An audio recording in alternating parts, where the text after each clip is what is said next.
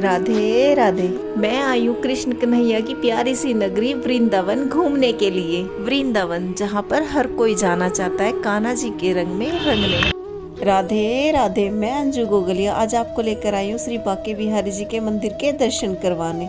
आपने वृंदावन श्री बांके बिहारी जी के मंदिर में देश और दुनिया भर से लोगों को आते और उनकी मुरादों को पूरा होते तो सुना होगा। वृंदावन में बने इस मंदिर में श्री कृष्ण जी को द्वारकाधीश के नाम से नहीं बुलाया जाता, बल्कि कान्हा, बिहारी और बंसी वाले के नाम से जाना जाता है। मथुरा जिले के वृंदावन में बना बांके बिहारी जी का ये विशाल मंदिर, जहाँ पर भक्त उनकी एक झलक देखने के लिए आतुर रहते हैं। भगवान की इस प्रतिमा में राधा और कृष्ण का मिला जुला रूप समाया हुआ है, जिसे देखने के बाद आप यहीं और इसी मंदिर में रह जाना चाहते हैं। ऐसा कहा जाता है मार्गशीर्ष माह की पंचमी को श्री बांके बिहारी जी यहाँ पर प्रकट हुए थे।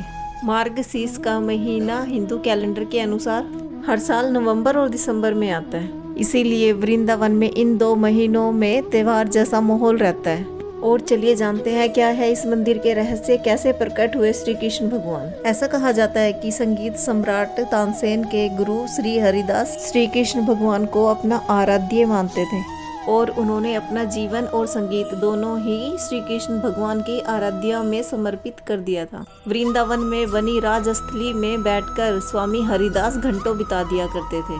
ऐसा कहा जाता है कि जब भी स्वामी हरिदास श्री राधा और श्री कृष्ण की भक्ति में लीन होया करते थे, तब श्री कृष्ण और राधा रानी उनको दर्शन देने आया करते थे।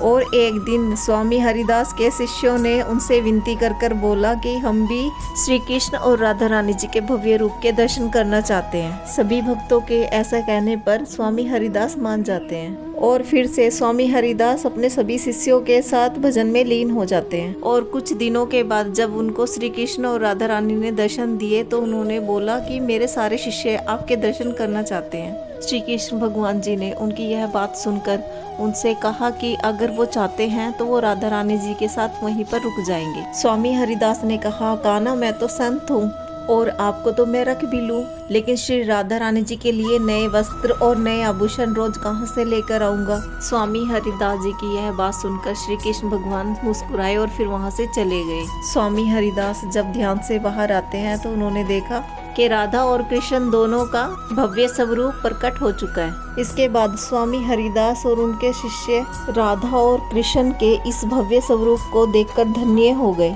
और इसके बाद राधा और कृष्ण के इस मिले जुले स्वरूप को स्वामी हरिदास जी ने बांके बिहारी नाम दिया।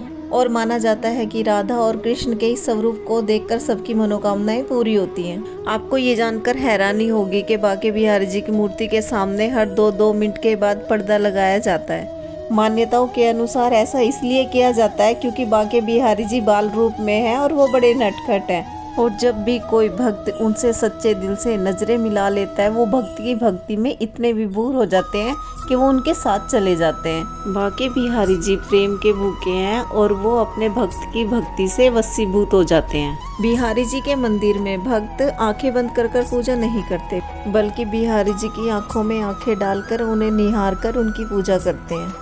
माना जाता है कि बिहारी जी की मूर्ति में ऐसा आकर्षण है कि भक्त को अपनी तरफ खींचते हैं और भक्त की आंखों से स्वयं झरझर आंसू बहने लगते हैं। श्री कृष्ण भगवान की लीलाएं। माना जाता है कि विष्णु भगवान के 8वें अवतार माने जाने वाले श्री कृष्ण भगवान आज भी इस मंदिर में विराजमान। ऐसे कई चमत्कार हुए हैं कि पंडित भी हैरान थे और तभी से मंदिर में पर्दा प्रथा बनाई गई।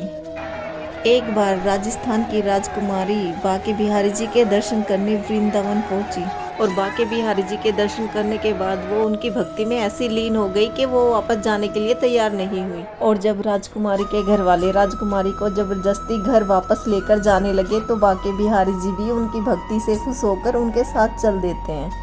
इन लीलाओं के बाद बांके बिहारी जी के सामने पर्दा डाला जाता है ताकि बिहारी जी फिर किसी और के साथ न चल दें। हमने बांके बिहारी मंदिर के तो दर्शन कर लिए हैं, हमें दर्शन अच्छे हो गए हैं और अब बांके बिहारी मंदिर तक पहुंचने के लिए सभी विकल्प उपलब्ध हैं। हवाई मार्ग, रेल मार्ग और रोड मार्ग। अगर आपने मेरी वीडियो को यहाँ तक देख लिया है उसके लिए धन्यवाद। अगर आपको वीडियो अच्छी लगी है तो एक लाइक और कमेंट बॉक्स में राधे राधे जरूर लिखिएगा।